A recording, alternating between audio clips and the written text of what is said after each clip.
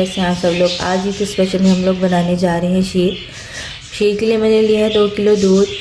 इसमें मैंने 4 से 5 छोटी इलायचियाँ डाली हैं। आप चाहें तो इसके अंदर इलायची पाउडर भी डाल सकते हैं। ये मैंने चावल जो थे रात में भिगो दिए थे।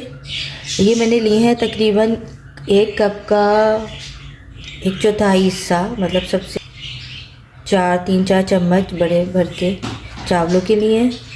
इनको मैं आप इनको चाहे तो अच्छा सा धो के ग्राइंडर करके इसमें डाल दें, चाहे तो आप इनको बॉयल करें और बॉयल करके पेस्ट बना के दूध में ऐड कर दें। मैं अभी दूध को उबाल दूंगी और जब उसको उबाल आ जाएगा तो फिर मैं चावलों को इसमें ऐड कर दूंगी।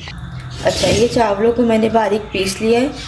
अब मैं इसको इसमें ऐड कर दूंगी। दूध मेरा उबाल आ चुका था, चावल मेरे ग्राइंडर हो चुके हैं और मैं इसमें डाल के इतना पकाऊंगी कि ये अच्छा सा जो है ना, मतलब इसका थोड़ा सा ना रंग हल्का ब्राउन क्रीम सा हो जाए, थोड़ा सा इसमें थिकनेस फील होने लगे।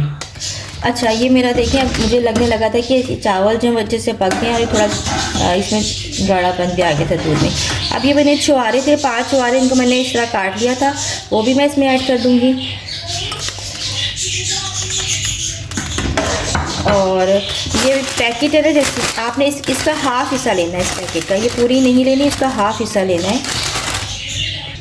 ये मैं इस पर ऐड कर दूँगी। देखिए सवैयाँ मैंने इसको बारीक बारीक सा जो था वो क्रश कर लिया सवैयों को। अब मैं इसमें ऐड कर दूँगी और इतना इसको पकाऊँगी कि ये सवैयाँ जो है इसमें गल जाएँ।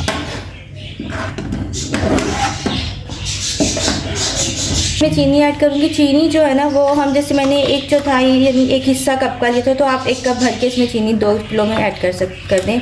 और बाज़ दफ़ा ये भी होता है कि आप इसको टेस्ट करने आप इसको चख के और फिर इसमें चीनी ऐड कर लें, थोड़ी डाल लें, फिर बाद में वो डाल लें। और सवैयाँ भी अगर आपको लगे कि अभी उस तरह नहीं इसकी जैसे एक बनती थिकनेस इसकी शीर की, तो आप इसमें थोड़ी सवैयाँ और ऐड कर सकते हैं बाद में। तो मैं इसमें चीनी ऐड कर दूँगी और चीनी ऐड करने के बाद इतना इसको पकाएंगे कि ये बहुत थिक शीर जो है वो बहुत थिक नहीं होता और ना बहुत पतला होता है ये।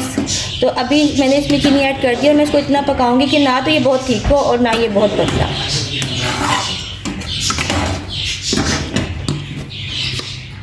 अच्छा, अब ये देखिए ये रेडी हो चुकी है। ये देखें ये ना थिक है और ना ये बहुत पतली है। तो ये खीर इसी तरह की होती है, जो खीर होती है वो ठीक होती है। तो ये हमारी रेडी हो चुकी है। अब हम आपको दिखाते हैं। अच्छा, आप ये देखें कि ये कितना ये रेडी हो चुका है। और ये जो हमारा शीर है ये हमारे दादों नानों के दौर का तरीका है शीर बनाने का। अक्सर लोग सवैयाँ दूध में डाल के उसको भी शीर कहते हैं, लेकिन ये बहुत मज़े का, आप ज़रूर ट्राई कीजिएगा। ओके, अल्लाह हाफिज़।